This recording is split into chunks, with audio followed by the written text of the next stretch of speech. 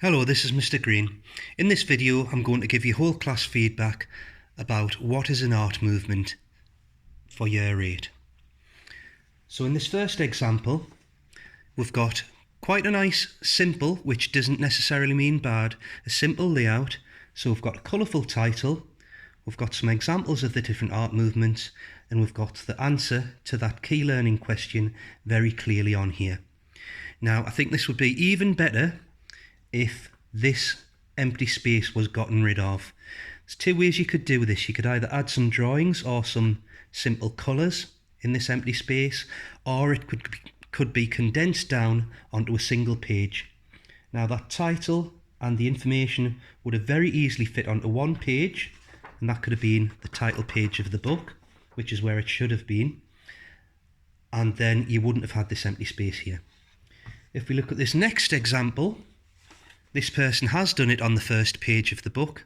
You can see it all fits and we've got lots of creativity. So we've got the pictures in there, we've got some artwork here, I think that might be abstract or abstract expressionism, and we've got different materials, so coloured pencil and watercolour. Now I would say this one could be a little bit better if it was clearer, because it is a little bit confusing when you look at it. So a slightly simpler layout would have probably improved this. And also, it is the key learning question, so we need a question mark. The next example, the space has all been used, albeit only with a bit of felt tip line in there, but that's okay. We've got a very clear title, which probably took quite a long time to cut out and stick in. And we've got examples of the different art movements and they're labelled. Now, this would look better if the writing was done and then it was cut out, because what's this space here for? And we could maybe have some watercolour in those empty spaces there. This example is very creative. A lot of skill is demonstrated in this one. So like the other one, we've got a really interesting title with lots of different techniques being used here. Bit of shading going on too. But because it's going across the page, it's easier to read. We've got the images, and this sort of suggests a timeline, doesn't it? How one art movement leads to the other. Now again, we've got a little bit of empty space here, which could have been filled with some coloured paper or some watercolour. This example here, it's got a little bit less on than that page, and it's quite squeezed into a single page, but it demonstrates a lot of different skills and techniques. So you've got a little bit of watercolour, we've got coloured pencil, we've got blending, we've got drawing and really good shading there. Now all it needed to have on this was what is an art movement and the answer. Now that writing is very small, and I think this would have been even better if that writing was made larger, title a little bit larger, and then you wouldn't need to have these on here. I'd say there's a little bit too much information on there. And I would say this one, the layout is perfect. So we've got some shaded words, shaded letters, sorry. We've got the rest just written. Again, needs the question mark on here. We've got what looks to be some watercolour. That was done first, and then the title very clear on there. And then we've got some drawings on the bottom, and it's divided up very neatly. Moving on to the double page about the different art movements. So on this one, we've got the title again, which wasn't necessary, but it's okay to have it on there.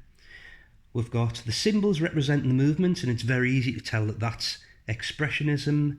This one is conceptual art, that's Damien Hirst's Shark. This one is abstract, and I like the way these have been done. The space has been used, and we've got the information about them. This would be even better though if it was put onto a contrasting coloured background. So this shark picture and this one here could have been stuck onto another colour and then put onto the white. And it could do with being cut out a little bit more neatly. If you use the paper trimmer, you'll get a straight edge.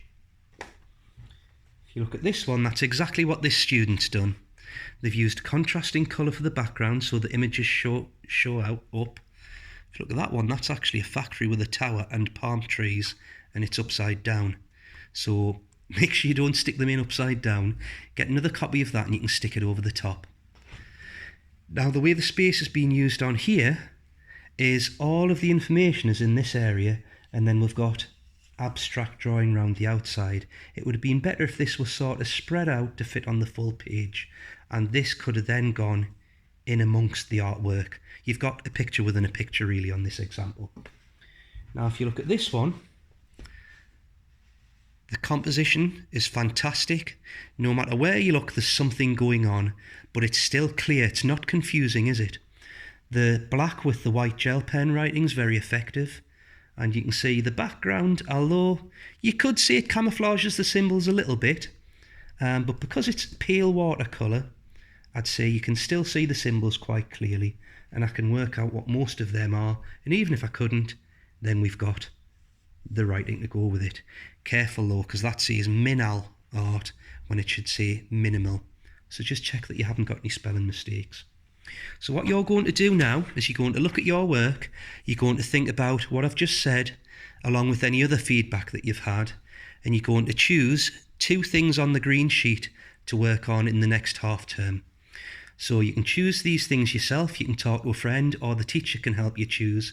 You circle them, and then this needs to get stuck into your book, and we'll be checking back after another half term to see if you've improved on them. Thank you.